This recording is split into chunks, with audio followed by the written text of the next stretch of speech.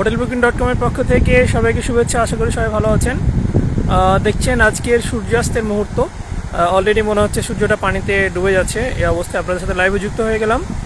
আমি এখন অবস্থান করছি কক্সবাজার সমুদ্র সৈকতের কলাতলি পয়েন্টে। ঠিক কলাতলি পয়েন্ট থেকে একটু দূরে আছি দক্ষিণ দিকে, যেখানে লোকজন সাধারণত থাকে না। এই জায়গায় আমি অবস্থান করছি এবং এখান থেকে আপনাদের দেখানোর চেষ্টা করছি কক্সবাজার সমুদ্র সৈকতের সূর্যাস্তের দৃশ্য। আসলে সূর্যাস্তের দৃশ্যটা সবসময় দেখা যায় না, অনেক সময় আকাশ মেঘলা থাকলে দেখা যায় না, অথবা অনেকগুলো কারণেই কিন্তু সূর্যাস্তের এই দৃশ্যটা দেখা যায় না। আজকে আপনাদের অনেকে হয়তো কক্সবাজার আসছেন কিন্তু সূর্যাস্ত দেখতে পাননি, আজকে তাদেরকে দেখানোর চেষ্টা করছি। আজকে হচ্ছে কক্সবাজার সমুদ্র সৈকতের সূর্যাস্তের দৃশ্য। অলরেডি হয়তো আর কিছুক্ষণের মধ্যেই টুপ করে সমুদ্রের মধ্যে ডুবে যাবে এই সূর্যটা, লাল সূর্যটা।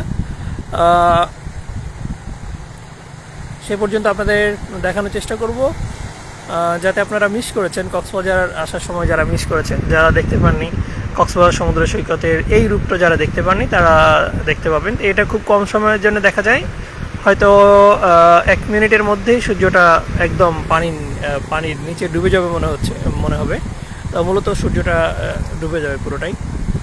তো হয়তো আর 1 মিনিট বড় দেখা যাবে। আমি এরপরে আপনাদের সাথে বিস্তারিত কথা বলবো, দেখানোর চেষ্টা করছি কক্সবাজার সমুদ্র সৈকতের সূর্যাস্তের দৃশ্য।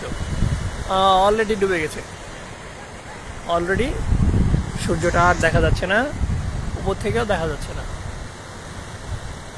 না, সম্ভব না। তো সূর্য বিদায় নিল আমাদের কাছ থেকে।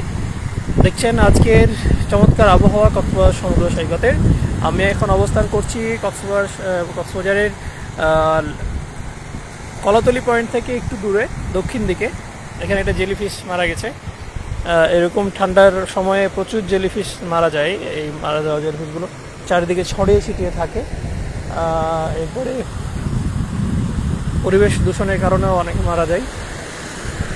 তো আমি এখানে লাইভে যুক্ত হলাম। এই জায়গাটা অনেকটা নিরিবিলি, মানুষজন এখানে থাকে না, লোকজন থাকে একটু দূর থেকে। কলাতলি মেইন পয়েন্ট থেকে লোকজন থাকা শুরু হয়। তো আমি সেখান থেকে দূরে আছি এবং দূর থেকে আপনাদের দেখানোর চেষ্টা করছি আজকের কক্সবাজার সমুদ্র সৈকতের অবস্থা।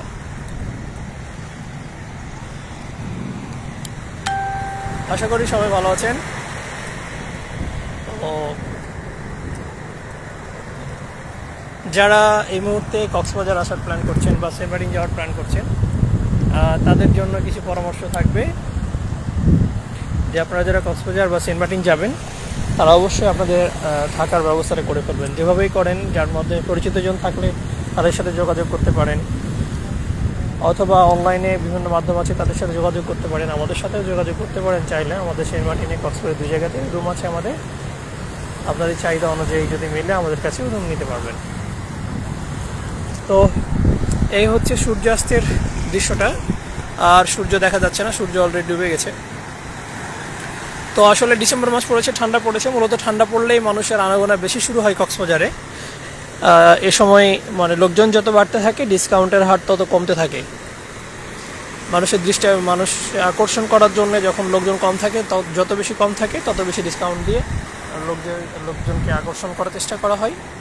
প্রত্যেকটা হোটেলে এটা করে থাকে। এটা সারা বাংলাদেশ এবং সারা বিশ্বব্যাপী এটাই সিস্টেম। এটাই শুধু বাংলাদেশে হয় সেটা না, এবং পিক আওয়ারে যে ভাড়াটা বেড়ে যায়, এটা সারা বিশ্বে এভাবে বাড়ে। অনেকে মনে করেন যে বাংলাদেশে এরকম হয় না, বাংলাদেশে না, সারা বিশ্বে এরকম হয়। এইভাবেই পুরো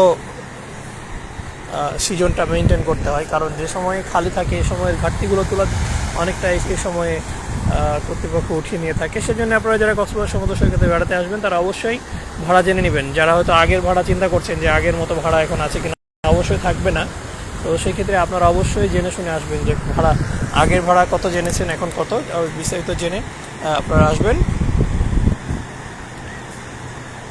তাহলে আপনারা কিন্তু কোনো ঝামেলায় পড়বেন না, নাহলে আপনাদের কিন্তু ঝামেলায় পড়ার সম্ভাবনা আছে। এই জন্য আপনাদের প্রতি অনুরোধ যে আপনারা বিস্তারিত খোঁজ খবর নিয়ে তারপর আসবেন। আজকে আমি দেখানোর চেষ্টা করছি কক্সবাজার সমুদ্র সৈকতের একদম ফাঁকা জায়গা থেকে, যেখানে সচরাচর লোকজন থাকে না। কথা বলার সুবিধার্থে এখানে যেহেতু হইচই, কলাতলি বিচে যেহেতু অনেক হইচই হবে, সেই জন্য একটু সাইড থেকে কথা বলছি। তো যারা কক্সবাজার সমুদ্র সৈকত আসার অলরেডি প্ল্যান করে ফেলেছেন তারা অবশ্যই একটু বিস্তারিত জেনে শুনে আসবেন। এখন ভাটার সময় পানি কিছুটা শান্ত আছে, ঝড়ের সময় এই পানিগুলো কিন্তু অনেক উত্তাল হয়ে যাবে এবং এই পানিগুলো এইদিকে দেওয়ালে যেয়ে ধাক্কা খাবে। এদিকে বদলে দেওয়াল করা আছে, দেওয়ালে যেয়ে ধাক্কা খাবে। তো